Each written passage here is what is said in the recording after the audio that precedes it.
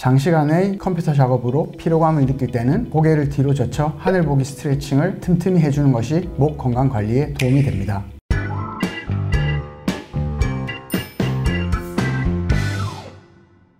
현대인들을 괴롭히는 거북목. 거북이가 목을 빼고 있는 것과 비슷하다고 해서 거북목이라고 하죠. 스마트폰이나 컴퓨터를 많이 사용하시는 분들은 한 번쯤 겪어보셨을 이 증상. 오늘은 척편한 신경외과 의원 박성주 원장님과 거북목 증후군에 대해 이야기 나눠보겠습니다. 원장님 안녕하세요. 안녕하세요. 네, 먼저 하이닥 시청자분들께 간단하게 소개 부탁드립니다. 네, 안녕하세요. 척편한 신경외과 대표원장 박성주라고 합니다.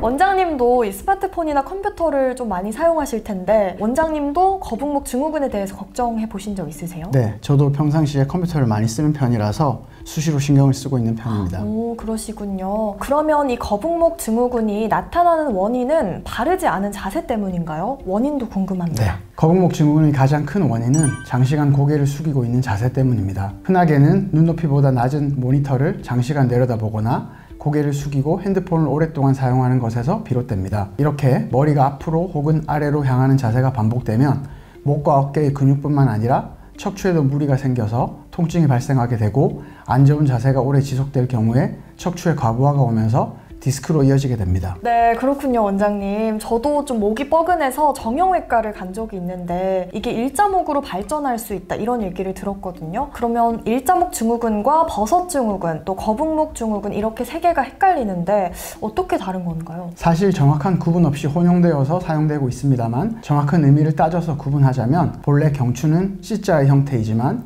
거북목 자세를 장기간 반복하게 되면 C자의 커브가 점점 사라지면서 대나무와 같은 일자의 형태로 바뀌게 되는데 이로 인해서 젊은 사람들도 목이나 어깨가 반복적으로 아파지는 것을 일자목 증후군이라고 합니다. 일자목 증후군이 있는 사람들이 자세가 개선되지 않은 상태로 오랜 시간이 흐르게 되면 척추에 과부하가 오면서 디스크의 마모 속도가 비정상적으로 빨라지고 디스크가 닳아서 없어지게 됩니다. 이런 만성 디스크의 상태가 되면 본래 C자였던 경추가 역C자의 형태로 바뀌면서 흡사, 곱추와 같은 자세가 되는 것을 거북목 증후군이라고 합니다. 버섯 증후군은 실제 의사들이 많이 쓰는 표현은 아니라고 생각하는데 거북목이 진행됨에 따라서 목 뒤에 만져지는 경추 6, 7번 뼈가 점차로 돌출되면서 주변 조직을 자극하여 염증이 생기고 지방 조직이 쌓이면서 혹처럼 부어오르는 현상을 말합니다. 네, 그러면 아직 거북목 전 단계지만 위험한 상태라면 스트레칭이나 운동을 해서 조금 나아질 수도 있을까요? 예방법에 대해서 자세하게 알려주시죠. 네, 예방법은 아주 간단합니다.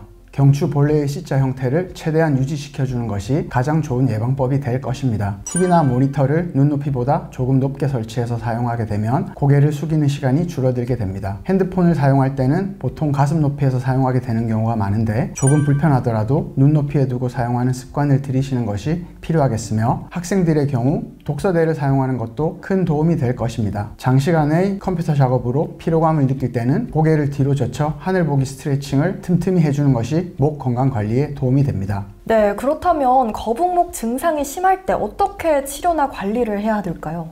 통증이 아주 심하지 않다면 평소 꾸준한 하늘 보기 스트레칭과 자세 교정만으로도 큰 효과를 볼 수 있겠지만 잦은 통증, 만성화된 통증이 있는 분들은 자세 교정만으로 치료가 쉽지 않을 것이기 때문에 병원에서 전문가의 도움을 받는 것이 필요하겠으며 특히 하늘 보기 스트레칭을 할 때 시원함보다는 통증이 더 크게 느껴질 경우 디스크의 가능성이 높기 때문에 적극적인 치료가 필요할 수 있겠습니다.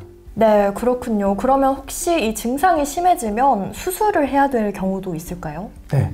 거북목 증후군 자체만으로는 수술의 대상이 되지 않습니다만 아까 말씀드린 것처럼 거북목 증후군이 디스크와 연관되어 있는 경우가 흔하기 때문에 환자분의 통증이 심하고 디스크가 동반되어 있는 상황이라면 수술이나 시술의 대상이 될 수도 있습니다. 대부분의 환자분들이 이 거북목 증후군을 단순히 자세의 문제로만 생각하기 때문에 열심히 관리하기보다는 진통제를 먹거나 파스를 붙이면서 방치하는 경우가 많고 결국 나이가 들면서 디스크로 발전하게 됩니다. 고개를 젖히면 많이 아프다거나 특별한 이유 없이 등이나 팔이 아픈 경우에 디스크의 가능성이 크기 때문에 방치하지 마시고 치료를 받으시길 바랍니다.